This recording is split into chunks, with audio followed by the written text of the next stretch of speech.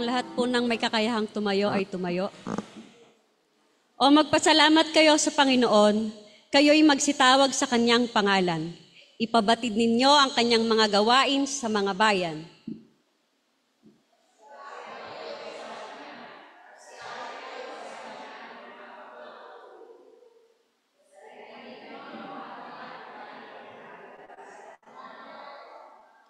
Lumuwalhati kayo sa kanyang banal na pangalan.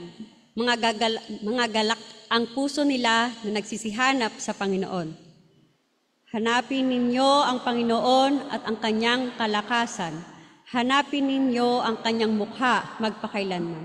Awitin po natin ang Revive Us Again para sa awit ng pagpupuri.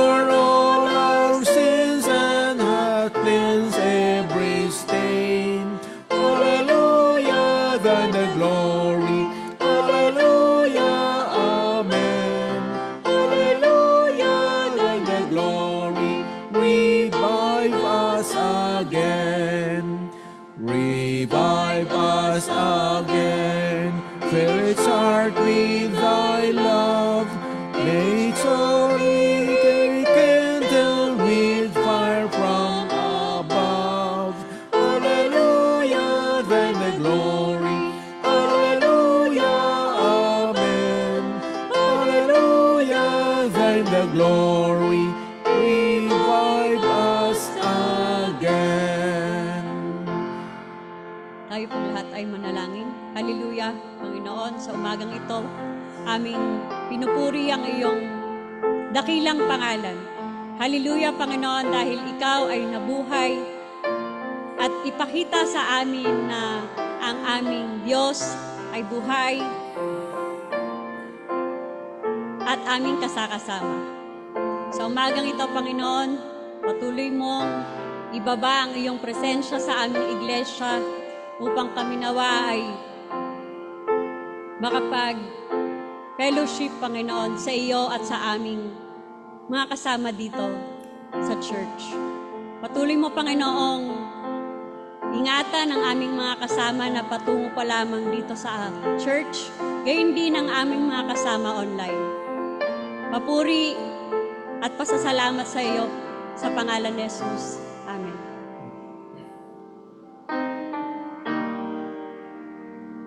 O Diyos ang aming dalangin, dinggin mo, dinggin mo, dinggin mo.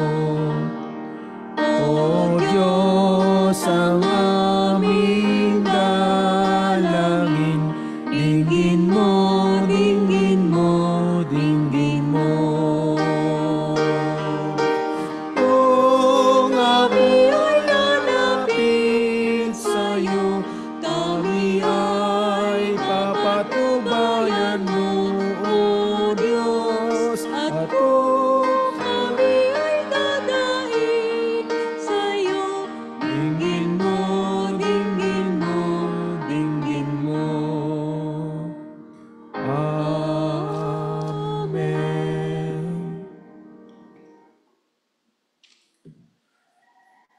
tayo pong lahat ay Sumagot masuko. si Jesus, kung sinasabi nating wala tayong kasalanan, dinadaya natin ang ating mga sarili at wala sa atin ang katotohanan. Ngunit kung pinagtatapat natin sa Diyos ang ating mga kasalanan, maaasahan nating patatawarin niya ang ating mga kasalanan at lilinisin tayo sa lahat ng uri ng kasamaan. Dahil matuwid siya, kung sinasabi nating wala tayong kasalanan, ginagawa nating sinungaling ang Diyos at wala sa atin ang kanyang salita. Mga kapatid, upang tayo maging marapat sa pagsambang ito, aminin natin ang ating mga nagawang pagkakasala sa Diyos, sa kapwa at bayan. Sabay-sabay tayo, inaamin namin sa Diyos amang makapangyarihan sa lahat na kami ay lubhang nagkasala sa isip, salita at gawa sa aming Diyos, sa kapwa at bayan. Patawarin ninyo nawa kami sa pamagitan ng inyong anak at aming Panginoong Hesukristo, na nakapagligtas ng aming buhay at ang kaaliwan ng iyong banal na Espiritu, ang siya nawang manahan sa amin. Amen. Kaawa nawa tayo na makapangyarihang Diyos, patawarin sa ating mga kasalanan at patnubayan tayo sa buhay na walang hanggan. Amen. Amen.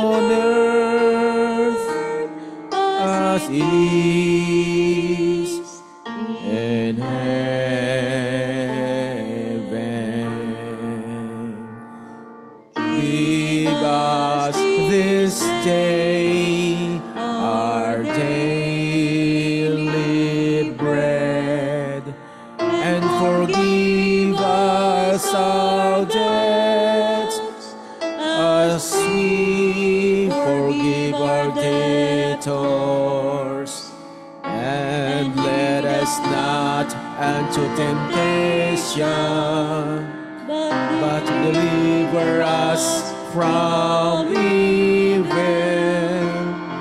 For thine is the kingdom and the power and the glory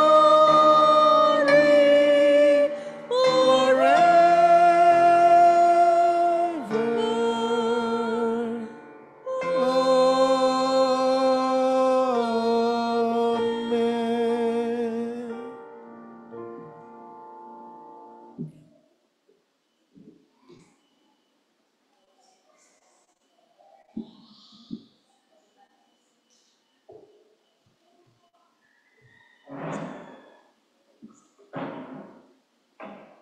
Dumako po tayo sa ating sagutang pagbasa.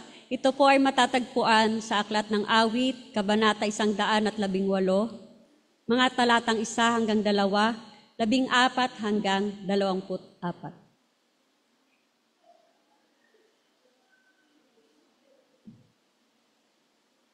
Purihin si Yahweh sa kanyang kabutihan. Pag-ibig niya ay tunay, laging tapat kailanman.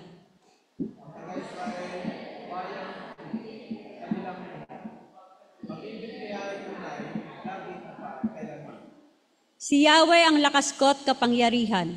Siya sa akin nagdulot ng kaligtasan.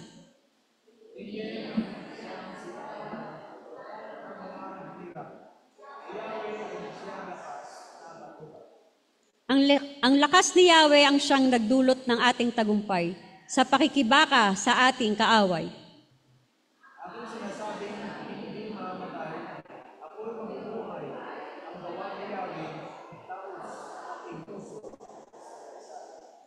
Pinagdusa ako at pinarusahan ng labis at labis, ngunit ang buhay ko'y di niya pinatid.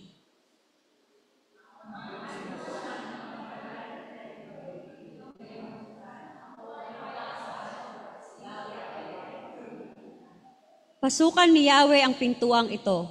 Tanging makakapasok ay matuwid na tao.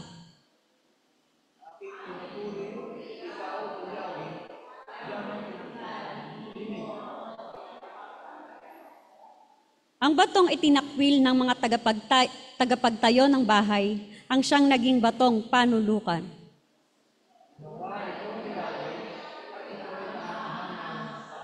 Tayo pong lahat.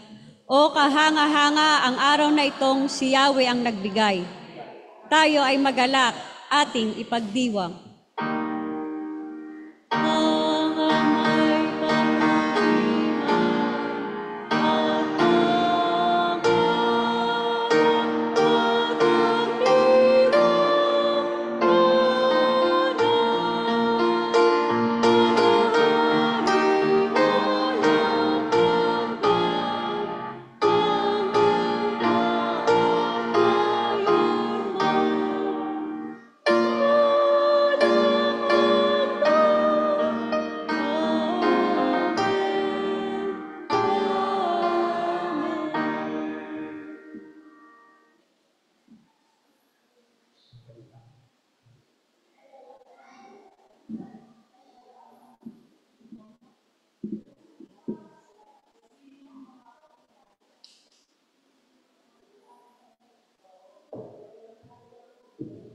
Good morning po! Happy Easter! Alive na alive. Alive na alive yung mga bata natin. Okay, sige po. Ito po yung ating mga announcement for today. Worship attendance last March 24. Face-to-face, meron po tayong 52.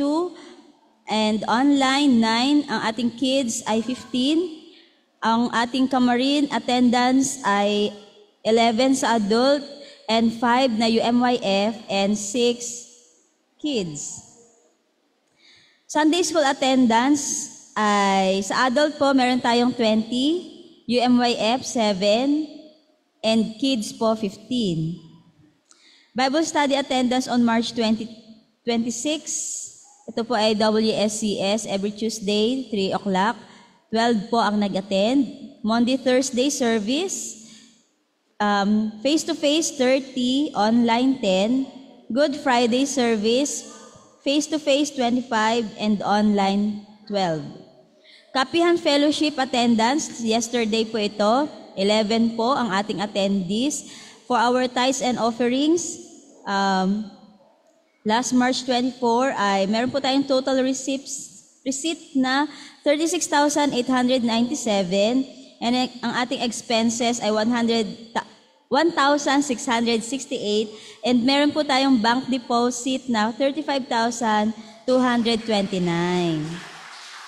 So, sa ating po mga birthdays, April 1, si Felix Miralde.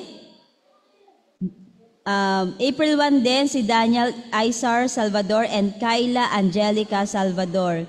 April 5, Ellery Venida. Siya po ay members abroad natin. And for our wedding anniversary, si kapatid na David Michael and Pamela Gatus. Happy birthday po and happy wedding anniversary. At kung nandito po ang ating mga birthday celebrants, maaari po kayong lumapit sa harapan at mag-ready na rin yung mga bata para ipag-pray ni Pastor dito sa harapan habang inaawit natin yung happy birthday song. Happy birthday, God loves you. May this day be a blessed day. Happy birthday, God loves you. May you live abundantly. Happy birthday, God loves you. May you walk on each way. Happy birthday, God loves you. May you live happily.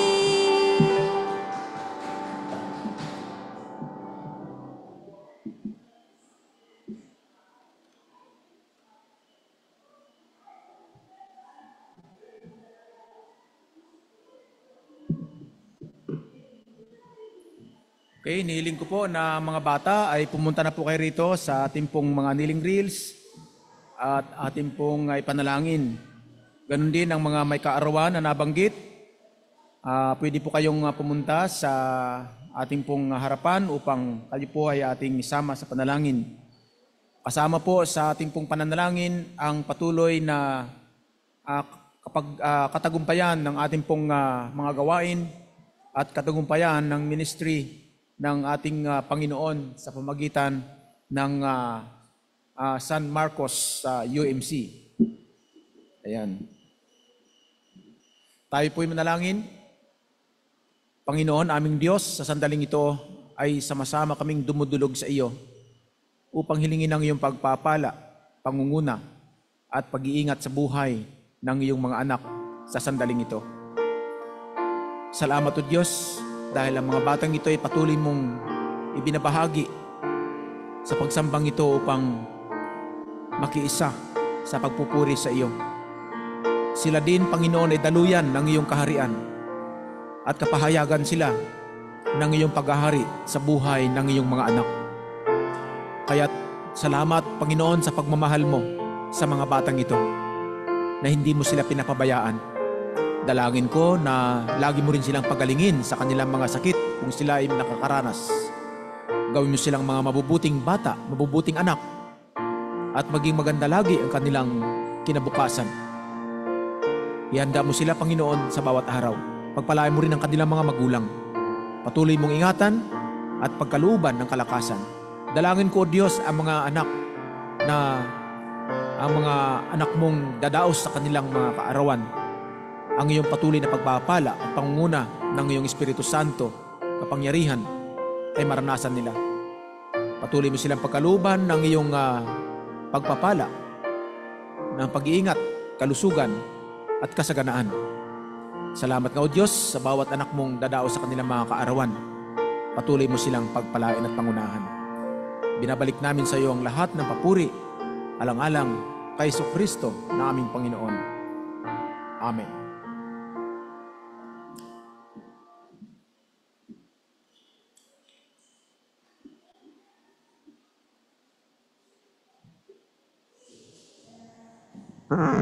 Pahabol lang din po na pagbabahagi ng pagbulat. Kaninang umaga po, 4:30 ng madaling araw, ginanap ang Easter Sunrise Service ng National Council of Churches in the Philippines. Mula po sa ating iglesia, tayo po ay nakapagpadala ng 5 kabataan na volunteer na nakasama ng Secretariat ng NCCP para maghanda sa venue simula kahapon hanggang kaninang madaling araw po. Kaya pag medyo antok-antok po yung mga kabataan nating nag-volunteer, understanding na lang po sana na medyo puyat po sila at sobrang pagod na pagod po. Maraming salamat din po sa mga dumalo at more than 10 naman po mula sa ating iglesia ang dumalo at sana po sa mga susunod na taon ay maging bahagi tayo ng choir at ng Easter Sunrise Service din po mismo upang makasama tayo at makasama natin ang ating mga kapatid, hindi lang po ng mga Metodista katulad natin, kundi ng iba pang mga non-Catholic churches. Nakasama rin po natin ng ibang mga Methodist, katulad po ni DS, yung DS po natin mismo, si DS Ralph, at gayon din po, nakadalo po si Bishop Rubinel Estrella. Dumako po tayo sa ating pagbasa. Mula sa Gawa 10:34-43. Nangaral si Pedro. At nagsalita si Pedro, ngayon ko lubusang naunawaan na walang itinatangi ang Diyos. Nalulugod siya sa sinumang may takot sa Kanya at gumagawa ng matuwid kahit taga saan mang bansa. Ibinigay ng Diyos ang Kanyang salita sa mga Israelita. Ipinahayag niya sa kanila ang magandang balita ng kapayapaan sa pamamagitan ni Jesucristo na siyang Panginoon ng lahat. Alam ninyo ang pangyayaring naganap sa buong lupain ng mga Hudyo na nagsimula sa Galilea pagkatapos na ipinangaral ni Juan ang mensahe tungkol sa bautismo. Alam ninyo ang tungkol kay Jesus na taga Nazaret at kung paanong pinili siya ng Diyos at pinuspos ng Espiritu Santo at ng kapangyarihan. Alam din ninyo na pumunta siya sa iba't ibang dako upang gumawa ng kabutihan sa mga tao at pagalingin ang lahat ng pinapahirapan ng diablo. Nagawa niya ang mga ito sapagkat kasama niya ang Diyos. Saksi kami sa lahat ng ginawa niya sa lupain ng mga Hudyo at sa Jerusalem. Siya ay pinatay nila. Siya ay pinako nila sa krus. Ngunit siya ay muling binuhay ng Diyos sa ikatlong araw at hinayaang ipakita ang sarili, hindi sa lahat ng tao, kundi sa amin na mga pinili ng Diyos bilang mga saksi na nakasama niyang kumain at uminom pagkatapos na siya'y muling nabuhay. Inatasan niya kaming mangaral sa mga tao at magpatotoo na siya ang itinalaga ng Diyos na maging hukom ng mga buhay at mga patay. Siya ang tinutukoy ng mga propeta ng kanilang ipahayag na ang bawat sumampalataya sa Kanya ay tatanggap ng kapatawaran sa kanilang mga kasalanan sa pamamagitan ng Kanyang pangalan. Pagbasa mula sa Aklat ng Korinto, Kabanata 15. Ang muling pagkabuhay ni Kristo. Mga kapatid, ngayon ipinapaalala ko sa inyo ang magandang balitang ipinangaral ko sa inyo. Iyan ang magandang balitang inyong tinanggap at naging saligan ng inyong pananampalataya. Naliligtas kayo sa pamamagitan nito. Kung matatag ninyong pinangahawakan ang salitang ipinangaral ko sa inyo, maliban na lamang kung walang kabuluhan ang inyong pagsampalataya.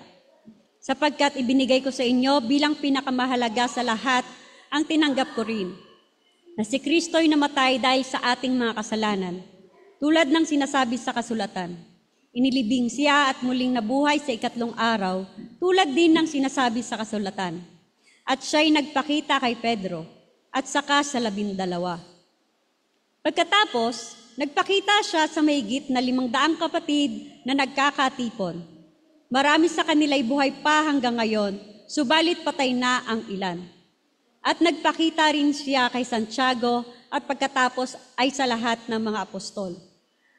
Sa kahuli-huli ay nagpakita rin siya sa akin, kahit na ako'y tulad ng isang batang ipinanganak nang wala sa panahon, sapagkat ako ang pinakahamak sa mga apostol. Hindi nga ako karapat dapat tawaging isang apostol, sapagkat inusig ko ang iglesia ng Diyos. Ngunit nang dahil sa kagandahang loob niya, ako'y naging isang apostol, at hindi naman nawalan ng kabuluhan ang kaloob niyang ito sa akin. Katunayan, nagpagal ako ng higit kaysa sino man sa kanila. Subalit hindi ito dahil sa sarili kong kakayahan, kundi dahil sa kagandahang loob ng Diyos na nasa akin. Kaya't maging ako sila, ito ang ipinapangaral namin, at ito ang paniniwalaan ninyo. Amen. Tayo pong lahat ay tumayo para sa pagbasa ng Ebanghelyo. Ang Ebanghelyo ng Panginoon ayon kay San Marcos. Ang muling pagkabuhay ni Jesus. Pagkaraan ng araw ng pamamahinga, si Maria Magdalena, si Maria na inan ni Santiago at si Salome ay bumili ng pabango upang sila ay pumunta sa libingan at lagyan ng pabango ang bangkay ni Jesus. Kinaumagahan ng linggo sa pagsikat ng araw, sila nagpunta sa libingan. Ngunit sila ay nagtanong sa isa't isa, sino kaya ang maaari nating mapakiusapang magpagulong ng batong nakatakip sa pintuan ng libingan? Nasabi nila iyon dahil napakalaki ng bato. Ngunit nang matanaw nila ito, nakita nilang nakagulong na ang bato. At pagpasok nila sa libingan, may nakita silang isang binatang nakasuot ng mahaba at maputing damit at nakaupo sa gawing kanan at sila'y natakot. Ngunit sinabi sa kanila, huwag kayong matakot. Hinahanap ninyo si Jesus na taga Nazaret na ipinako sa krus. Wala na siya rito. Kaya siya'y binuhay ng Diyos. Tingnan ninyo ang pinaglagyan sa kanya. Bumalik kayo at sabihin ninyo sa kanyang mga alagad at kay Pedro, mauna siya sa inyo sa Galilea. Makikita ninyo siya roon, gaya ng sinabi niya sa inyo. Lumabas sila ng libingan at patakbong umalis na nanginginig at litong-lito. At dahil sa matinding takot, wala silang sinabi kanino man. Nagpakita si Jesus kay Maria Magdalena, magang maaga ng unang araw ng linggo. Matapos na siya ay muling nabuhay, si Jesus ay unang nagpakita kay Maria Magdalena. 7 demonyo ang pinalayas ni Jesus mula sa kanya. Nagpunta si Maria Magdalena sa mga tagasunod ni Jesus upang ibalita sa mga ito ang kanyang nakita. Sila noon ay kasalukuyang nagluluksa at umiiyak. Ngunit ayaw nilang maniwala nang sabihin ni Maria na si Jesus ay muling ay buhay at nakita niya. Nagpakita si Jesus sa 2 alagad. Pagkatapos, nagpakita rin si Jesus sa 2 alagad na naglalakad papuntang bukid. Subalit iba ang kanyang anyo noon. Bumalik agad sila at ibinalita sa kanilang mga kasamahan ang nangyari. Ngunit ayaw din silang paniwalaan ng mga ito. Pinagalitan ni Jesus ang 11. Pagkatapos, nagpakita si Jesus sa 11 alagad habang kumakain ang mga ito. Sila ay pinagalitan niya dahil sa hindi nila pananalig sa kanya at dahil sa katigasan ng kanilang ulo. Dahil ayaw nilang maniwala na sa mga nakikita sa kanya pagkatapos na siya ay muling nabuhay. At sinabi ni Jesus sa kanila, humayo kayo sa buong mundo at ipangaral ang mabuting balita sa lahat ng tao. Ang sinumang sumampalataya sumampalataya at bautismuhan ay maliligtas, ngunit ang ayaw sumampalataya ay parurusahan. Mga kapatid, ito ang mabuting balita ng ating Panginoon. Salamat sa Diyos.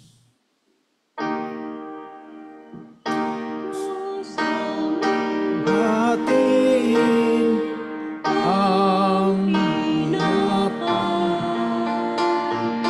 salita natin sa pampangin. Salita mo'y aming minamahal. Nais ngang tamuhin yaring buhay. Amen.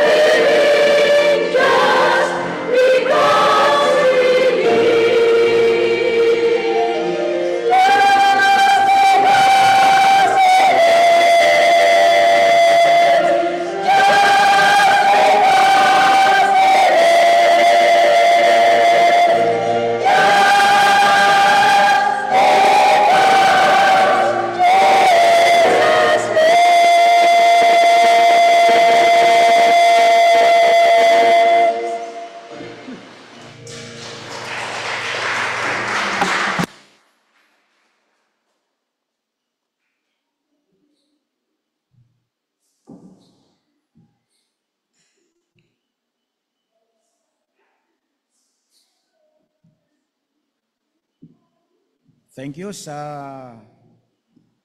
buhay na awitin ng ating koro.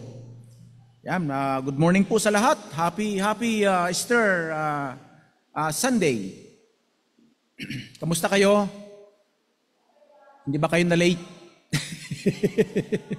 Humihingi po ako ng dispensa doon sa kanina kasi ako sana yung magdadrive doon sa sasakyan nila DS Soul, no? Ansisti. Nag-alarm ako 3:45 yung alarm ko. Narinig ko yung alarm ko 5:30. Tapos pabulong-bulong lang. So, ang nangyari, hindi ako nakagising. Ang gising ko ay 5:30 na. Tapos ang lakas ng mas malakas pang ugong ng electric fan ko kaysa doon sa tunog ng alarm ko. Hindi ko talaga narinig. Kaya grabe, hindi ako nakagising ng maaga. Ayun. Anyway mga kapatid, nag-chat naman ako na nag-uminga ako ng sorry. Ayun.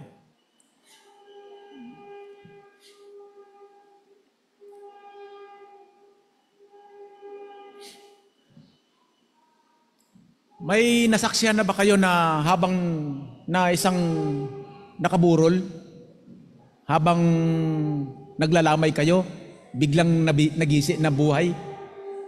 Mayroon na kayo nasaksihan ganon? Wala pa, no? Yan, wala pa. Ako mayroon, yung lula ko. Maliit pa ako. Nasa grade 2 ako, grade 2, grade 3, ganyan. Biglang nakita ng nanay ko na tinitignan niya ang mukha ng lula ko, grabe ang pawis. Kaya sabi ng nanay ko, bakit pinapawisan ito? Kaya binuksan niya, pinunasan niya. Nung pinunasan, biglang bumangon. Ang bangon niya ganito, bakit? Anong ginagawa ko rito? Anong ginagawa niyo sa akin? Sabi ng ganon. So yung ganon po. Tapos mayroon siyang hinahanap na daladalan niya na hindi naman namin nakita kung saan banda. Yun. Pero 2 years lang ang tinagal. Sabi niya kasi 2 years lang daw siya. Mamatay uli siya. Yun, 2 years lang namatay uli. Ayun. Anyway mga kapatid, habang pinaglalamayan ng mga alagad, ang pangyayaring ngayon, ang yugtong ngayon, na nagdadalamhati ang mga alagad sa nangyari sa buhay ng kanilang pinakamamahal na itinuturing na guro, Panginoon, isang teacher na napakahusay dalubhasa sa pagturo ng mga batas at kautusan, namatay. Kaya sila nagdadalamhati. Habang sila naglalamay, dumating si Magdalena at ibinalita sa kanila na buhay ang Panginoon.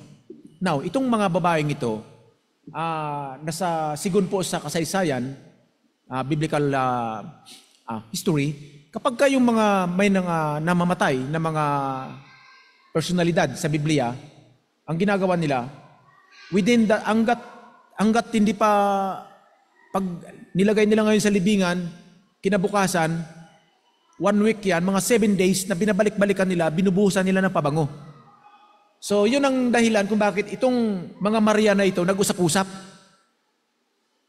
Bumili sila ng pabango at buhusan nila ng pabanguli ang bangkay ni Jesus. Pagdating nila doon, habang sila naglalakad, sabi niya, sino kaya ang magbukas sa batong nakatakip doon, napakalaki nun, sino kaya ang magbubukas doon? Paano kaya nun?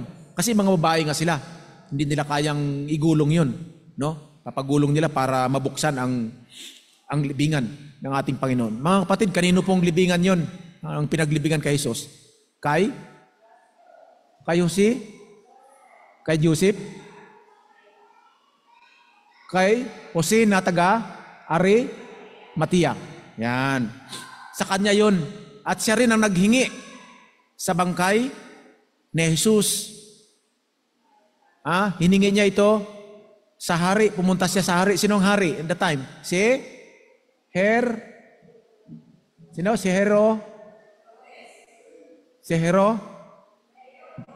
Herodes. Siya po yung hari. Pumunta doon. Kasi itong si Jose na taga Arimatea, siya yung isa sa mga may takot sa Diyos, kinikilala, kasi member siya ng, member siya ng Sanhedrin. So si Susi ay member siya nasa lower part siya ng kapulungan ng Sanhedrin. Kaya pinakikinggan siya ng gobernador at ng hari. Kaya nung hiningi niya ang bangkay ni Jesus kay Herodes, binigay agad. Binigay agad. Kasi walang makahingi, walang makalapit. Kahit ang mga alagad ng Panginoon, hindi makalapit doon para hingiin ng bangkay ni Jesus. Siya ang humingi. At doon niya nilagay sa kanyang sariling nakaukit sa bato na libingan. Imagine that, mga kapatid. Grabe no ang ginawa ni Jose. Grabe. Mayroon siyang mabuting ginawa. Bakit? Bagamat member siya. Parang dito sa ating kongreso, mayroong tinatawag na mayroong tinatawag na minority. At saka mayroong majority. Ganyan. Yun. So kung titingnan natin sa mababang kapulungan ng kanyang membership doon sa Sanhedrin, no? Yung Sanhedrin ay binubuo yan ng mga Parisiyo, ng mga Sadusiyo at ng mga Eskriba. At ang mga nagdidikta diyan yung mga punong saserdote. Sila ang mga nagdidikta diyan, no? Sila yan. So kung titingnan natin, mga kapatid, hindi naroon na ang mga Maria na ito, dala-dala nila ang kanilang pabango. Wala na ang Panginoon. Wala na ang Panginoon. Tunay na ang mayamang kasaysayan na ito ng muling pagkabuhay, ng Pasko ng muling pagkabuhay ng ating Panginoong Jesucristo ay napakayaman hanggang sa ating kasaysayan ngayon. Alam nyo, mga kapatid, milyon-milyong Kristiyano ang gumugunita ng kasaysayang ito. At ito ang nag-ukit sa kasaysayan ng ating mga damdamin sa pag-alaala sa kamatayan ng ating Panginoong Jesucristo. Kaya nga ang iba pa, ang ginagawa nila, sinasalubong ito ng madaling araw. May sa mga Romano Katoliko, mayroon silang salubong na sinasabi, madaling araw yan. Sa atin naman, mayroon tayong tinatawag sa mga Protestante na sunrise service. Ginagawa naman yan sa gilid ng bundok, tabing dagat, sa mga matataas na lugar. Kasi ang tawag doon ay sunrise service sa pagsikat ng araw, maabutan kang nagpupuri sa Diyos. Bakit ganun ang ginagawa natin? Biblically, madaling araw, magang-maga ng linggo. Binasa ko po yan. Sila Maria Magdalena, naabutan nila, pumunta sila sa libingan ni Jesus at naabutan nila, wala na at hindi na roon nakalibing ang Panginoon, kundi may isang lalaking nakatayo na nakasuot ng puting-puti. At siyang nagbalita na wala ng Panginoon, siya ay nabuhay na, kailangan ninyong pumunta sa Galilea. Yan, sabihin ninyo kay Pedro. Grabe no si Pedro, no? Sikat talaga no si Pedro. Sabihin ninyo kay Pedro. Sino bang may mga kamag-anak na Pedro ang pangalan? Maswerte siya na Pedro, no?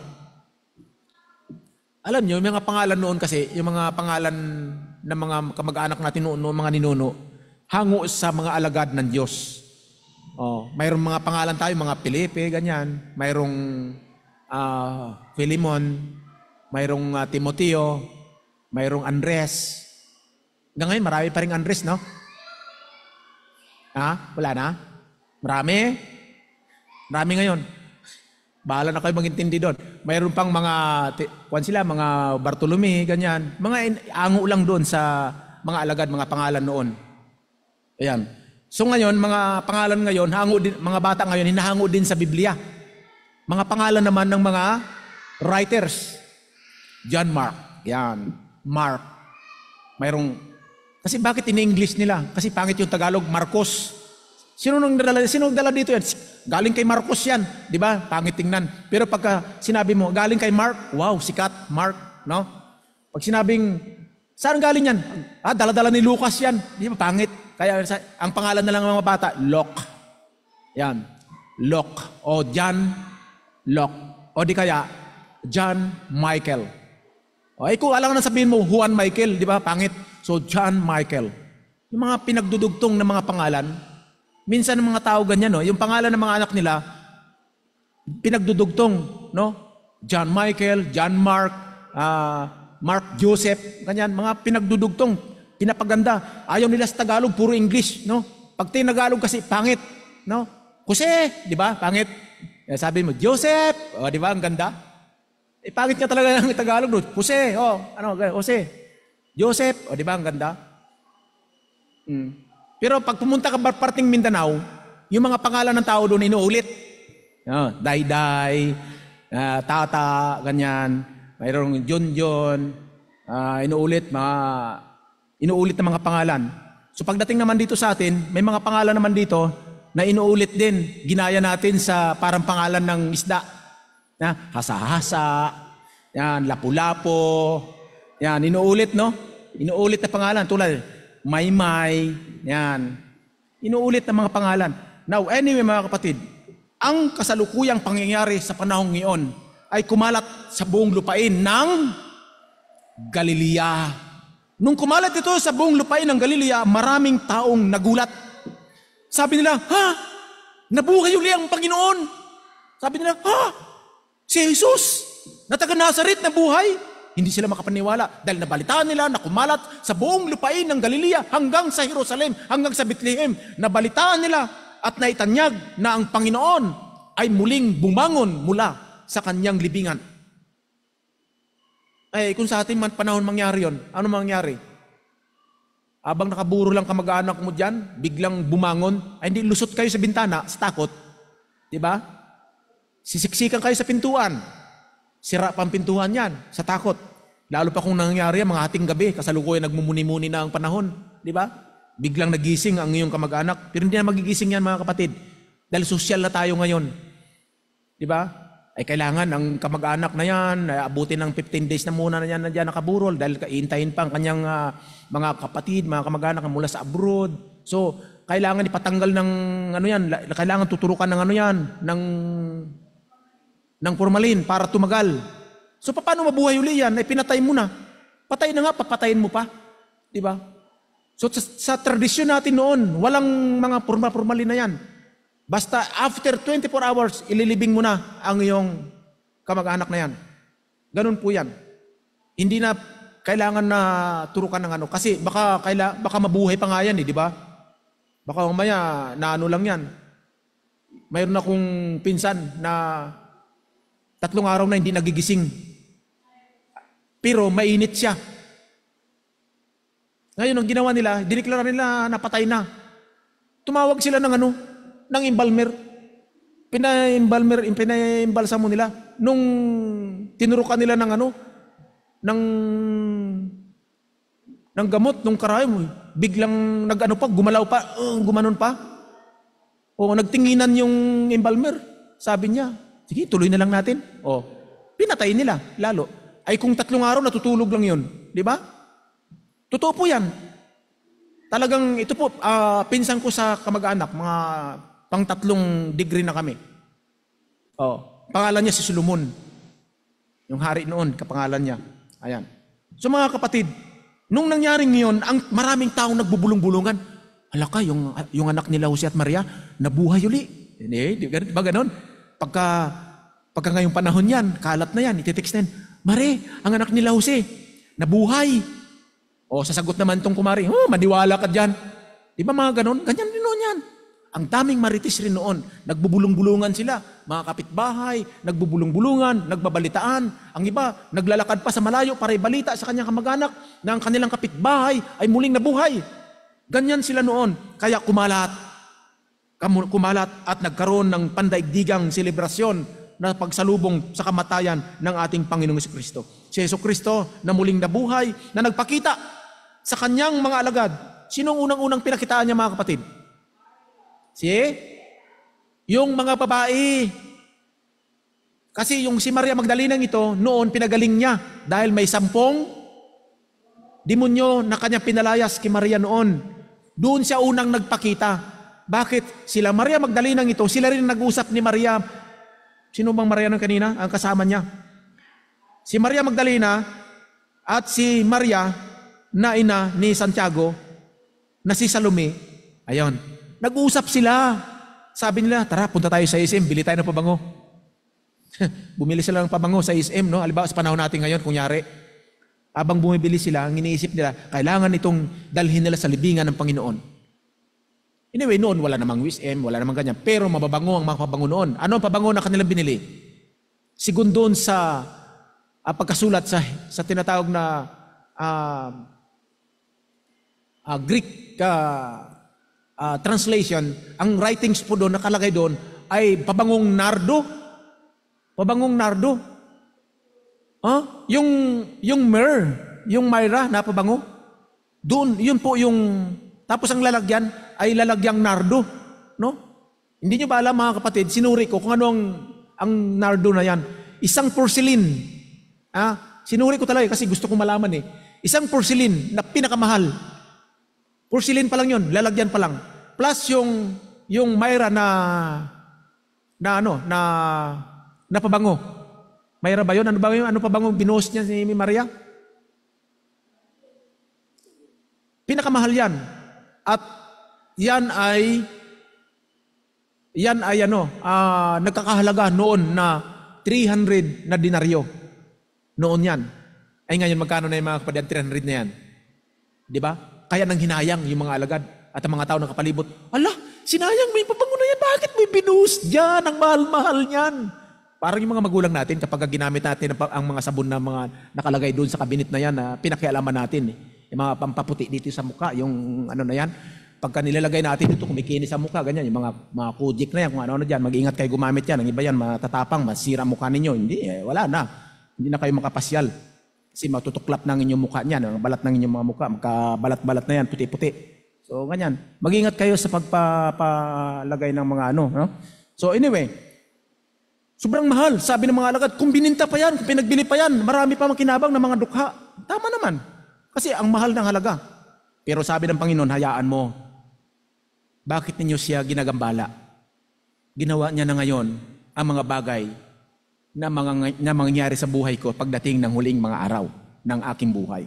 Kaya sa oras na yon, daladali nila ang pabango. Ialay nila sa Panginoon. Ang mahal na pabango. Bumili pa sila. Nakalagay sa Biblia, bumili sila. Bumili sila. Nag-usap sila. Di ba? Ngayong panahon, sino ba ang mas maraming tao sa simbahan? Babae. Babae. Panahon ni Kristo, sino ba ang mas maraming taong sumusunod sa Panginoon? Mga babae. Bakit? Nasa kultura ng mga Hudyo noon na ang mga babae sa bahay lang. Kasi wala naman silang ginagawa. Hindi silang pumunta sa Panginoon. Yung mga lalaki, naghahanap buhay yan, nagtatrabaho yan. Ang iba dyan, sundalo. Ang iba yan, walang ginawa kundi magpatalim ng kanilang mga espada, mga pana, dahil mga sundalo sila, tagapagtanggol ng kaharian. Now, habang ang Panginoon ay naroon sa kanyang paglalakad, nag-iikot at pinupuntahan niya ang iba't ibang mga tao na kanyang kakilala, mga taong kanyang nakakausap, especially sa mga alagad. Ang mga alagad na ito ay nagulat. Sabi ng iba, hindi ako maniwala dyan, sinasabi mo na yan, Maria. Di ba? Mga ganon yan eh. Kasi nakalagay, hindi naniwala ang mga alagad. So, kung ating bigyan ng kahulugan ang sinasabi sa Biblia na hindi naniwala ang mga alagad, parang tayo yan. Sabi nila, sasabihin nila sa tatay, Tay, alam mo tay, andyan si Mayor ngayon sa plaza. Sabi ng tatay, hindi kami maniwala dyan, wala namang in-announce si Kapitan. Di ba? Mga ganon. Ay kung bigla lang pumunta ang Mayor, di ba? So ang tatay hindi maniwala. Itay, ang Mayor nandiyan sa plaza ngayon, namimigay ng ayuda. Yun pa, mayroon. Sige, punta tayo. Di ba? Dahil may ayuda, naniwala agad. No? Now, ang Panginoon, tulad ng mga babaeng ito, na may matibay na ebidensya na ang Panginoon ay nabuhay at sila mismo ang nakasaksi, matatag at maalab ang kanilang pananampalataya at pag-asa na higit sa lahat. Ang marubdob nilang pananampalataya kay Jesucristo na ipangaral, ipamalita ang muling pagkabuhay ng Panginoon na sinasabi nga natin na yung Domingo ako yun Ramos no? Domingo de Ramos, no? Tapos ang Sabado naman ay Sabado de Gloria. Yun. So ang salitang Ramos po ay, ibig sabihin nun ang de Ramos, yun po yung pagbangon. Yun po ang ibig sabihin pagbangon mula sa pagkatulog o mula sa kamatayan. Yun po ang ibig sabihin, raised from the dead. Yun po ang ibig sabihin ng de Ramos. Yan. Kaya kayo, maghanap kayo ng inyong mapangasawa na Ramos. No? Maganda palang apelidong Ramos. raised from the dead. No? Tapos ang gloria naman, salitang gloria, ang tawag diyan, sila yung panahon na ang ibig sabihin ng gloria, yun ang panahon ng pagdadalam hati. Yun ang panahon ng paglalamay. Yun po ang gloria na sinasabi. Kaya sinong mga gloria ang pangalan diyan? Ayan. Pag kayo nanganak, huwag niyo pangalan ng gloria kasi pagdadalam hati yan. Paglalamay. Siguro yung may anak nito, hindi sila nag-isip ng pinanganak. Ano kaya ang pangalan natin sa anak natin? Ay, ang maging anak natin, lalaki yan. Goryo yan. Ay, nung lumabas, babae, Gloria na lang. Di ba? Parang ano yan? Parang Jesus. No? Kaya pinanganak, ang anak nila ay December, kaya pinangalanan nilang, papangalanan nilang Jesus. Nung lumabas, babae, hindi ginawa nilang Jesus, may pinsang buo akong ganyan, Jesus ang pangalan, no? Sa Mindanao. Ayan. So mga babaeng ito ay naging matatag ang kanilang paniniwala na ang Panginoon ay muling nabuhay. Muling nabuhay kasi maagang-maaga pa ng linggo ng umaga, madaling araw ng linggo ng umaga. Kasi mga kapatid dito, tayo po linggo ang panahon ng ating pagsamba. Kasi iyon ang panahon ng ating paniniwala na ang linggo ng umaga, iyon ang araw ng muling pagkabuhay ng ating Panginoong Jesucristo. Kaisa natin ang buong sangkakristyanuhan sa buong daigdig. Mula sa Romano Katoliko, Protestante, mapabornagin dyan, mapaagin-agin dyan, kung ano pa dyan ang mga simbahan na yan. Basta yan, ay naniniwala sila na ang Panginoon ay nabuhay mula sa kamatayan pagkatapos ng 3 araw. Imagine? At hindi lamang yan, maging ang Islam naniniwala na si Kristo ay muling nabuhay. At maging ang Islam naniniwala na si Kristo ay anak ng Diyos, Panginoon. Diba? Pareho lang tayo. Walang pinagkaiba. Hindi lang sila naniniwala na si Kristo ang Allah. Ang naniniwala sila si Kristo Panginoon, guro. Okay na yun. Prophet. Okay yun. Diba? Imagine. Kaysa may mga simbahan na ayaw talang maniwala kay Kristo. Na paniniwala talaga ni Kristo, tao lang. Oo naman. May tao ba muling nabuhay? Kung may nabuhay na tao, mamamatay na pagdating ng panahon yan. Si Kristo hindi na mamatay yan. Hanggang ngayon buhay yan. Now, sa matyagang pagbabantay ng mga kababaihan sa libingan ng ating Panginoon, kasama nito ang kanilang paghahanda ng mga pabango. Now, sa panahon natin ngayon, mga kapatid, sa pagsalubong natin sa muling pagkabuhay ng ating Panginoong Jesucristo, tinawag natin kapistahan ng muling pagkabuhay, tinatawag na Easter Sunday. Pinaganda natin Easter Sunday, muling pagkabuhay ng linggo. May katotohanan doon na ating dapat panindigan. Ang katotohanan na dapat nating panindigan sapagkat doon ay may Diyos na buhay na kailanman hindi siya pwedeng nakaratay sa banig ng kamatayan tulad ng ginagawa ng ilang simbahan. Alam nyo, yung inang simbahan natin, yung Romano Katoliko, kasi dyan lahat tayo galing, yung paniniwala nila na ang Diyos ay patay, hindi natin paniniwala yon. Ang paniniwala lang natin, ang Diyos ay buhay. Namatay siya at muling nabuhay. Kaisa natin yan. Sila ganun din ang paniniwala nila. Pero hanggang ngayon nakaratay sa banig ng kamatayan. Kaya nakalagay yan, nakaprosesyon yung Panginoon nakalagay diyan. Kahapon, anong Biyernes, nilibing nila. Yun, libing ng Panginoong Jesucristo. Mga kapatid, hindi naman tayo against diyan kasi pananampalataya nila yan. Hindi nga nila pinakialaman tayo no? So hindi tayo nakikialam diyan. Hindi lang tayo naniniwala. At huwag ninyong paniwalaan yon, no? Sapagkat hindi natin tradisyon, hindi natin kulturang metodista na magprosesyon ng isang Panginoon na patay. Yan. Ang ating pinoprosesyon ay ang pagsamba sa Diyos na buhay. Iyon ang ating pinapaniwalaan. Si Kristo ay nabuhay para sa ating lahat. Nabuhay para ipagpatuloy ang kanyang misyon na sa pagdating ng panahon na ang tao ay kanyang muling buhayin at sa kanyang pagbabalik, muli niyang buhayin na ang mga tao na namatay sa ilog, sa dagat, ay muli niyang bubuhayin at haharap sa kanya bilang panahon ng paghahatol at kahatulan. Kaya sa araw na ito, bilang tanda ng ating pag-alala sa kanyang muling pagkabuhay, ipagkaloob natin ang ating mga sarili sa Kanya bilang mga anak ng Diyos na may pag-asa sa muling pagkabuhay ng Panginoon. Yun din ang ating buhay. Nung siya'y muling nabuhay, ito yung buhay ng mga Kristiyano at nagkaroon ng pag-asa na muling mabubuhay sa huling mga araw. At tayo bilang mga Kristiyano, nananampalataya tayo kay Jesucristo na anak ng Diyos sa pamagitan ni Birhen Maria na ina ni Jesucristo. At siya'y nagkatawang, sa kanyang pagkatawang tao, ay pinasan niya ang ating mga kasalanan at dinala niya sa krus upang doon pagdusahan ang nagawa nating kasalanan. Yung nagawa kong kasalanan, nagawa niyong kasalanan, lahat ng mga kalikuan, lahat ng mga pagkakamali, lahat ng mga pagsasalansang sa mga kalooban, kautusan ng Diyos. Ang Panginoon ang nagdala yan. Dinala yan ng Panginoon doon sa krus.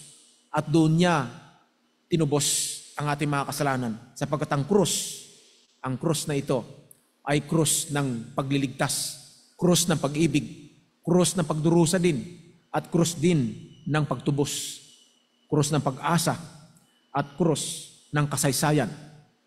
Ito ay binubuo ng kapangyarihan, pagmamahal, at pagliligtas ng ating Panginoong Jesucristo. Sa pagpasan natin ng ating sariling krus sa paglapit, sa pagdulog sa ating Panginoong Jesucristo, ito ay tanda ng ating mga pananampalataya. Ang pananampalatayang kahit ano pa ang mangyari sa buhay mo, ikaw ay katulad ni Kristo. Bago ko magtapos, may isang kwento ako. Maliit lang, kunti lang. May isang taong mangangaso. Habang siya nangangaso, nakita niya, nakasalubong niya ang isang mangangaso din sa kagubatan. Pagpana ng taong ito ng kanyang target na usa, ay tumagos, dumiretso doon sa kanyang nakasalubong na tao kasi nag-aagawan sila ng usa. At tumama sa binti ng taong ito ang kanyang palaso. Sa galit, hindi binunot niya, ginanyan. Nakita niya, grabe ang sugat. Sa galit ng taong ito, hinabol niya ang taong nakapana sa kanya na hindi naman niya sinadya. At tinagpas niya ang taong ito, sinalag ng taong ito ang pagtagpas sa kanya at nadali ang kanyang inlalaki sa kanyang daliri. At sa kanilang paghahabulan, nahulog ang lalaking ito sa patibong sa isang hukay, yung kanyang tinagpas na ito. At pagbagsak niya doon, mayroon doon isang nanlilisik ang mata na isang tigre. Ang sabi ng tigre, sabi niya doon, sumigaw siya, "Saklolo, saklolo!" Sinasalag niya ang tigre na ganyan. Sabi, "Saklolo, saklolo! Tulungan mo ako!" Sabi ganon, nagpatulong doon sa kanyang, naghahabol sa kanya. Hindi na siya tinulungan. At aktong sakmali na siya ng tigre, biglang napaatras ang tigre. Sabi ng taong ito, nagpalaisipan sa kanya, bakit hindi ako kinain? Sa kanyang isip. Nakita siguro ng tigre ang iniisip ng tao. Ang sabi ng tigre sa kanya, hindi ako kumakain ng kulang ang daliri. Sabi niya. Kaya ligtas ang taong ito. Pinilit niya makaakyat hanggang siya ay nakaakyat. Hinabol niya uli ang nakapagtagpas sa kanya. Takbo uli ng takbo yung taong ito na hinabol niya. Pares na lilang. Nahabutan niya, niyakap niya. "Salamat pare, talaga salamat. Buti tinaga mo ako. Kung hindi lang," sabi niya, "nakain na ako ng tigring naroon sa ukay." O di imagine, pareho sila, nagkahiwalay sila. Nung nagkahiwalay sila, pagdating ng maraming panahon, nagkita sila uli.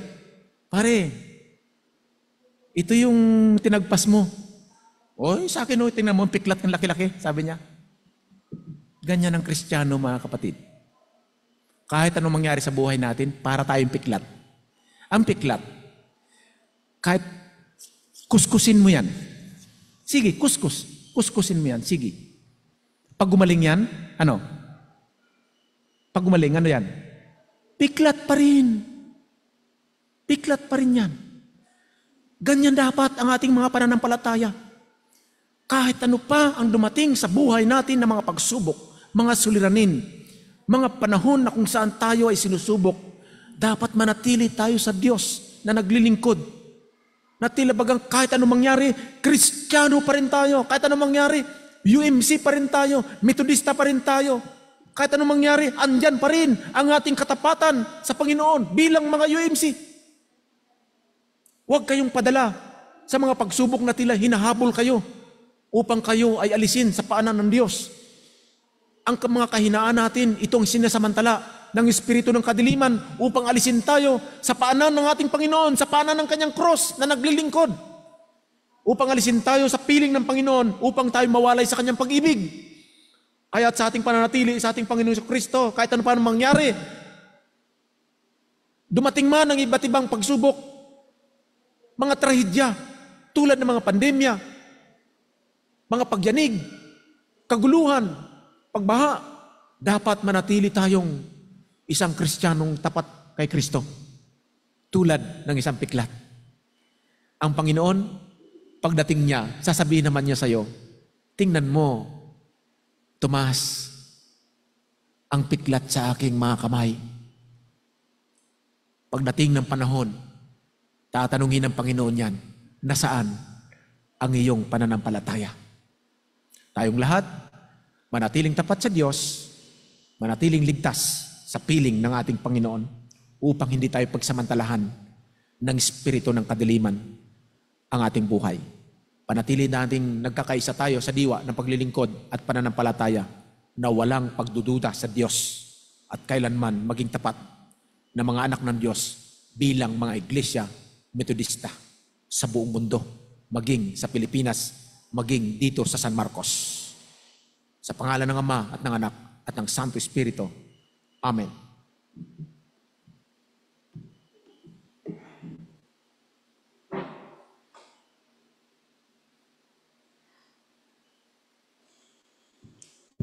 Tayo pong lahat ay tumayo para banggitin ang ating sinasampalatayanan. Sinasampalatayanan ko ang Diyos amang makapangyarihan sa lahat. Lumalang ng langit at lupa at si Jesucristo na anak na bugtong niya. Panginoon natin na sa hiwaga ng Espiritu Santo ay pinanganak ng Birhing Maria. Nagdamdam ng hirap sa kahatulan ni Poncio Pilato. Ipinako sa krus, namatay at nilibing. Sa ikatlong araw ay nabuhay sa mga patay. Umakyat sa langit at umupo sa kanan ng Diyos amang makapangyarihan sa lahat. Doon magmumula at paririto upang hukuman ang nabubuhay at nangamamatay. Sinasampalatayanan ko ang Espiritu Santo, ang banal na iglesyang laganap, ang pagkakaisa ng mga banal, ang kapatawaran sa mga kasalanan, ang muling pagkabuhay ng katawan, at ang buhay na walang hanggan. Amen. Tayo po ay dadako sa pag-aalay ng ating mga ikapu at pangako sa Panginoon. Sabi sa Deuteronomy 15:10-11, pahiramin ninyo sila ng maluwag sa inyong kalooban at pagpapalain kayo ni Yahweh sa lahat ng inyong gagawin. Kailanmay hindi kayo mawawala ng mga kababayang mangangailangan. Kaya sinasabi ko sa inyong ibukas ninyo ang inyong mga palad sa kanila.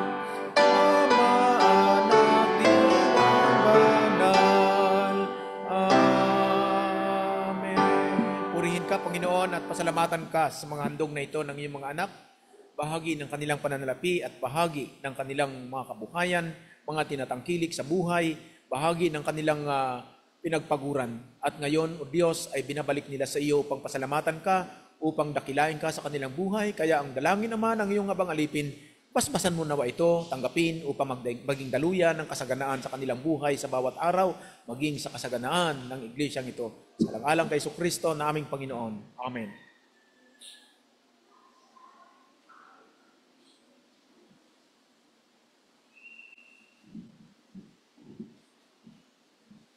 Awitin natin ng Christ the Lord is risen today para sa awit ng pagpapasalamat at pagtatalaga.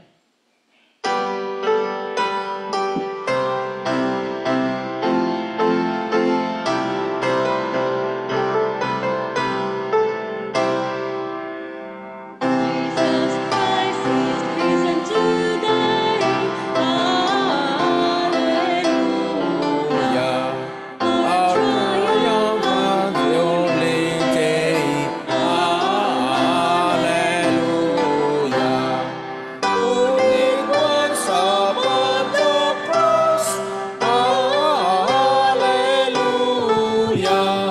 Suffer to redeem our loss. Hallelujah. Name of praise, then let us sing. Hallelujah. Unto Christ our living King. Hallelujah. Who endured the cross and grave. Hallelujah. Sinners to redeem and save. Hallelujah. At the pains which He endured. Hallelujah. Our salvation's happy Jude. Hallelujah. Now above the sky is King. Hallelujah. Where the angels ever sing. Hallelujah.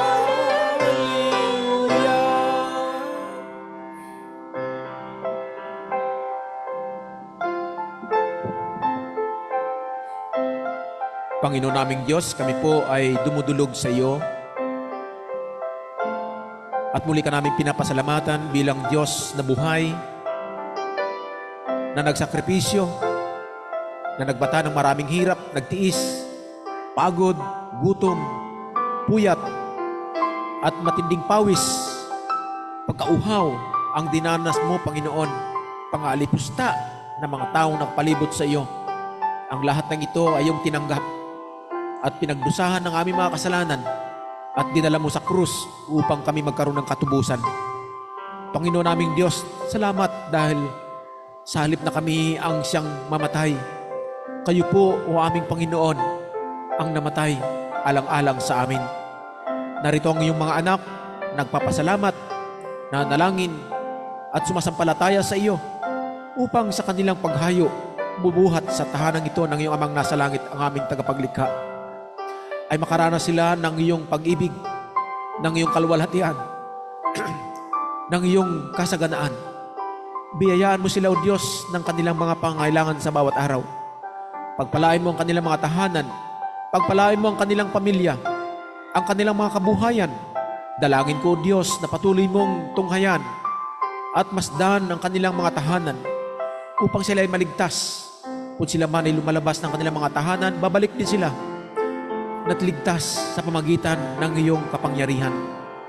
Tunay nga, Panginoon, na napakabuti mo sa amin. Dalangin ko na ang iyong mga anak, ng iba'y nakaluhod, ng iba'y na rin sa kanilang mga upuan, may mga mithiin sa buhay, may mga dalangin, may mga pangarap. Ang iba sa kanila nanalangin para sa kagalingan ng kanilang mga karamdaman, Panginoon. Dalangin ko na hipuin mo sila, O Diyos, sa pamagitan ng iyong makapangyarihang kamay upang sila'y gumaling.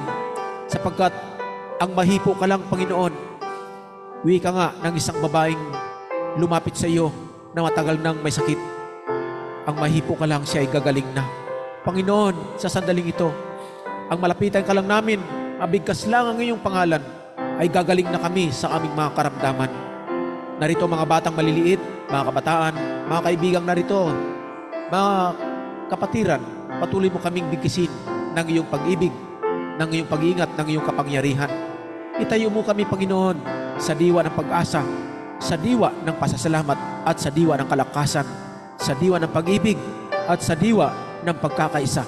Masdan mo nawa kami, Panginoon, at patuloy mo kaming biyayaan ng iyong kapangyarihan sa pamagitan ni Jesucristo, na aming Panginoon, na tagapagligtas ng aming buhay. Amen. Tayo po lahat ay tumayo. Sing we to our God above. Hallelujah. Praise eternal as His love. Hallelujah. Praise Him, all He heavenly hosts. Hallelujah. Father and Son and Holy Ghost. Hallelujah.